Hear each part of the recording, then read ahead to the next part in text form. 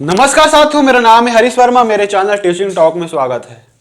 साथियों, आज मैं पढ़ाऊंगा राष्ट्रकूट वंश। गुप्त उत्तर काल में ना ये चौथा वंश है, राष्ट्रकूट वंश। ठीक है, तो आइए हम इसको एक एक करके बहुत बेहतरीन ढंग से पढ़ते हैं। साथियों, इस राष्ट्रकूट वंश का उदय ना महाराष्ट्र के एरिया में हुआ था। ठीक है, तो आइए हम इसके बारे में कुछ फैक्ट देखते हैं। तो इस वंश के संस्थापक थे दंती दुर्गा।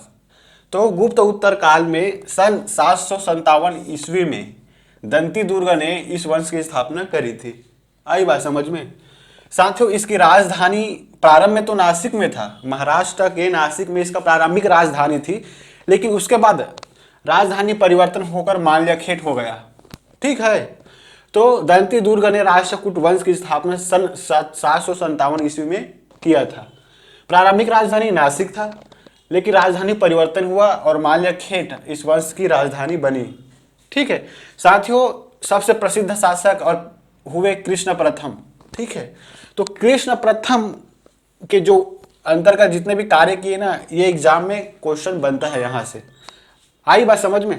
तो साथियों, एलोरा की गुफाओं का निर्माण ना, एलोरा की गुफाओं का निर्माण और उसके अंदर कैलाश मंदिर का निर्माण कृष्ण प्रथम ने किया था। ठीक है साथियों, ये एलोरा की गुफाओं का निर्माण ना महाराष्ट्र के औरंगाबाद जिले में एक एलोरा नामक गांव में इस गुफा का निर्माण हुआ है। तो उसी गांव के नाम पर ही इस गुफा का नाम एलोरा का गुफा रखा गया है। ठीक है साथियों, ये जो मंदिर है ना, कैलाश मंदिर, वो चट्टानों को काट कर बनाया हुआ है। आई बात समझ में। तो चट्टान बहुत बड़े एरिया में है ना, इस एलोरा गांव में। तो उस चट्टानों को बीच में तराश कर, ये बहुत बड़ा चट्टान है, तो इस बीच के हिस्से को काटकर इस कैलाश मंदिर का निर्माण हुआ है। ठीक है, एलोरा के मंदिर का निर्माण हुआ है। आई बात समझ में। तो आप सोच सकते हो कि उस समय शिल्प कला में, राष्ट्रकूट वंश में कृष्ण प्रथम के कार्यकाल में वास्तुकला, शिल्प कला कितना प्रसिद्ध था, कितना चरम उत्कर्ष था। ठीक है साथियों, कहते हैं कि इस मंदिर को बनाने में 150 वर्ष का समय लग गया। जाहिर सी बात है, लगना ही है, क्योंकि आप चट्टान को तराश कर उसके बीच के हिस्सों को आप मंदिर का निर्माण कर रहे हैं, तो समय तो लगेगा ही। साथियों, 7,000 लगभग 7,000 मजदूर इसमें कार्यरत रहे और 150 वर्षों के बाद ही इसका निर्माण हो सका है। ठीक है, तो कृष्ण प्रथम ने महाराष्ट्र के औरंगाबाद जिले में एक गांव है एलोरा, वहां चट्टानों को तराश कर, चट्टानों को काट कर एक मंदिर का निर्माण किया, जिसे कैलाश मंदिर कहा जाता है। साथियों, इस मंदिर के निर्माण में लगभग 150 वर्ष का समय लग गया और 7,000 मजदूरों ने अपना बहुमूल्य योगदान दिया। ठीक है, तो एग्जाम में प्रश्न यही से बनेगा कि एलोरा की गुफाओं का निर्माण किसने किया, तो कृष्ण प्रथम आएगा। ठीक है साथियों, उसके बाद महत्वपूर्ण शासक हुए ध्रुव, जिसे धारावर्ष भी कहा जाता है। साथियों, उस समय ना कन्नौज राजनीतिक एकता का प्रतीक बन चुका था। मतलब पूरा गुप्त उत्तर काल ना कन्नौज, पूरे गुप्त उत्तर काल में कन्नौज एक मुख्य शहर बन गया था, एक राजधानी बन गया था। वहीं से ही पूरा गुप्त उत्तर काल संचालित होता था। तो कन्नौज को कब्जा करने के लिए ने अलग अलग वंशों ने भीषण संघर्ष हुआ। ठीक है, तो कन्नौज में ना, तो कन्नौज को हासिल करने के लिए राष्ट्रकूट वंश जो महाराष्ट्र के एरिया में था, ठीक है, पाल वंश जो बंगाल के एरिया में था, ठीक है, गुर्जर प्रतिहार जो राजस्थान के एरिया में था, तो इन तीनों में भीषण संघर्ष हुआ कन्नौज को प्राप्त करने के लिए, जो उत्तर प्रदेश में है। ठीक है, इन तीनों के बीच बहुत भीषण संघर्ष हुआ इस कन्नौज को हासिल करने के लिए। ठीक है, क्योंकि कन्नौज एक राजनीतिक महत्व का एक बहुत बड़ा शहर था। ठीक है, वहीं से ही पूरी संचालित होता था राजनीतिक व्यवस्था। जैसे वर्तमान दिल्ली है ना, आज वर्तमान दिल्ली का जितना महत्व है उतना महत्व कन्नौज का था उस समय। ठीक है, तो त्रिपक्षीय संघर्ष में ध्रुव धारावर्ष ने भाग लिया था। मैंने बताया ना, राष्ट्रकूट ने भी भाग लिया था। तो राष्ट्रकूटों में सबसे प्रथम ध्रुव धारावर्ष ने भाग लिया था कन्नौज को हासिल करने के लिए। ठीक है साथियों, उसके बाद नाम आता है गोविंद तृतीय। ठीक है, त्रिपक्षीय संघर्ष को यह अंतिम रूप से जीता और कन्नौज पर कब्जा किया। साथियों, पाल वंश, राष्ट्रकूट वंश, गुर्जर प्रतिहारों के बीच भीषण संघर्ष हुआ कन्नौज को प्राप्ति करने के लिए।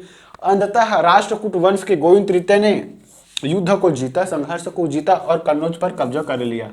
ठीक है, इससे स्पष्ट होता है कि इस काल में शिल्पकला, वास्तुकला तो के चरम उत्कर्ष पर तो था ही, साथ ही इस कार्यकाल के राजा और शासक महान और पराक्रमी थे। ठीक है साथियों, प्रतिहार शासक नागभग द्वितीय को इन्होंने पराजित किया था। मैंने बताया ना, गुर्जर प्रतिहार के साथ संघर्ष हुआ तो उसमें नागभग सेकंड को इन्होंने पराजित किया। ठीक है, उसके बाद आता है साथियों अमोघ वर्ष। ठीक है, अमोघ वर्ष के दरबार में आदि पुराण के रचनाकार जिनसेन निवास करते थे। इसके दरबार में जिनसेन नामक एक रचनाकार थे ना, जिन्होंने आदि पुराण की रचना करी।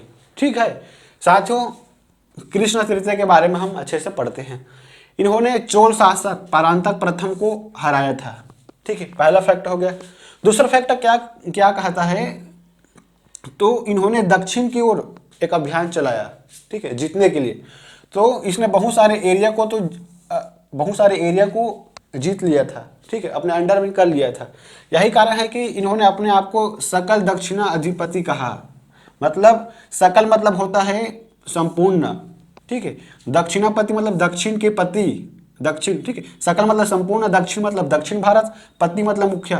ठीक है, पूरे संपूर्ण दक्षिण का ये मुखिया था, पति था। ठीक है, इससे स्पष्ट होता है कि इन्होंने काफी क्षेत्र को विजित कर लिया था। साथियों, कुछ फैक्ट है इस कार्यकाल से जुड़ा हुआ, राष्ट्रकूट से जुड़ा हुआ। तो इस वंश के कार्यकाल में ना मुस्लिम व्यापारियों को बसने का अधिकार दिया गया। ठीक है, और धर्म का प्रचार प्रसार करने का भी अधिकार दिया गया। ठीक है, मुस्लिम व्यापारी को बसने का और अपने धर्म का प्रचार प्रसार करने का भी अधिकार दिया गया। ठीक है साथियों, एलोरा और एलिफेंटा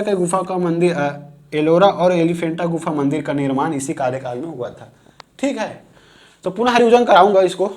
तो राष्ट्रकूट वंश की स्थापना दंती दुर्गा ने सन 757 ईस्वी में किया। प्रारंभिक राजधानी नासिक थी, लेकिन राजधानी परिवर्तन होकर माल्यखेड़ बना। साथियों, कृष्ण प्रथम प्रसिद्ध शासक हुए। इन्होंने एलोरा की गुफाओं का निर्माण करवाया, उसके अंदर कैलाश मंदिर बनवाया। ठीक है, इसके निर्माण में 150 वर्ष का समय लगा। लगभग 7000 मजदूरों ने इसके निर्माण में सहयोग दिया। यह पत्थरों को काटकर बनाया हुआ एक मंदिर था। इससे स्पष्ट होता है कि इस कार्यकाल में वास्तुकला काफी बेहतर था। सेकंड जो हम पढ़ेंगे ध्रुव धारावर्ष। ठीक है, त्रिपक्षीय संघर्ष में भाग लिया। त्रिपक्षीय संघर्ष कहने का मतलब होता है कन्नौज को हासिल करने के लिए पाल वंश, राष्ट्रकूट वंश, गुर्जर प्रतिहारों के बीच संघर्ष हुआ। ठीक है, इस संघर्ष में साथियों गोविंद तृतीय ने अंतिम रूप से जीत हासिल की और कन्नौज पर कब्जा किया। प्रतिहार वंश के साथ साथ नागभर सेकंड को पराजित किया। अमोघ वर्ष के दरबार में साथियों जिनसे निवास करते थे, जिन्होंने आदि पुराण की रचना करी। कृष्ण तृतीय ने परांतक प्रथम को हराया, जो चोल शासक थे। दक्षिण अभियान की सफलता पर इन्होंने सकल दक्षिणाधिपति की उपाधि धारण करी। साथियों, इस काल में न मुस्लिम व्यापारियों को बसने का और धर्म का प्रचार प्रसार करने का हक दिया गया। इस कार्यकाल में एलिफेंटा का निर्माण भी हुआ था। तो साथियों, यह वीडियो समाप्त हो गया। तो मेरे चैनल को सब्सक्राइब करना, लाइक करना, शेयर करना, ताकि अधिक से अधिक लोगों तक यह वीडियो पहुंच सके। धन्यवाद साथियों, जय श्री राम।